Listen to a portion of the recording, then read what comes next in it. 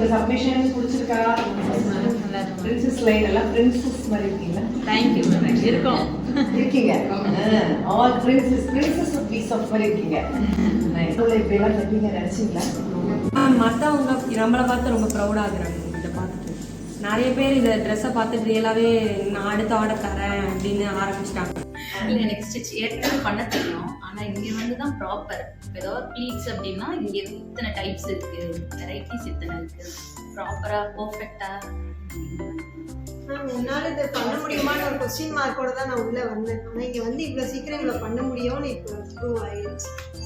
13th week முடிஞ்சதுக்கப்புறமா I am so confident. Okay, நம்ம choose பண்ண பாத் ஆக்சுவலாக கரெக்டாக இருக்குது and they soft is right place அப்படின்னு சொல்லுவாங்க. இது மேம் ஏதோ ஒரு ஸ்பெஷல் இருக்கு மேம்.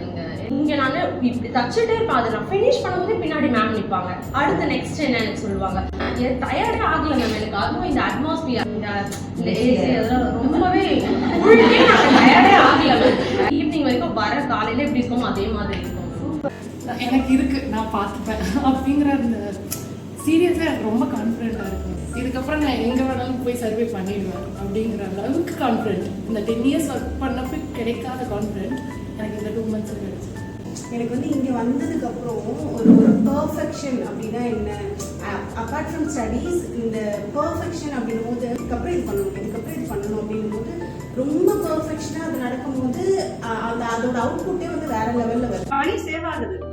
மணி சேவ் ஆகுது. நம்மளே தச்சு அந்த குழந்தைக்கு போகிறப்ப அது இன்னும் ஹாப்பியாக இருக்குது. நிஜமாவே டிசைன் பார்த்து 900 போட்டுருந்துருங்க. அதே கிளாத் 100 எடுத்து சேம் பேட்டர்ன் அவளுக்கு நான் ஸ்டிச் பண்ண வேணும். 100 rupeesல நம்ம முடிச்சிட்டோம். அந்த அது போய் ப்ரைஸ் செக் பண்றப்போ நமக்கு வாங்க தோணவே மாட்டேங்குது. இங்க கொடுக்குற ஒரு ஹாப்பினஸும் இதுவும் வந்துட்டு எனக்கு ஆஃபீஸ் ஒர்க்ல எனக்கு இல்லை. நம்ம தச்சு நம்ம போடும்போது அந்த ஃபிட்டிங்கோட போக போக எனக்கு அந்த ப்ரொஃபஷனலிசமும் கற்றுத்தர மாதிரி இருக்குது. நமக்குன்னு ஒரு லைஃப் ஸ்டைல் எப்பவுமே இருக்கணும்.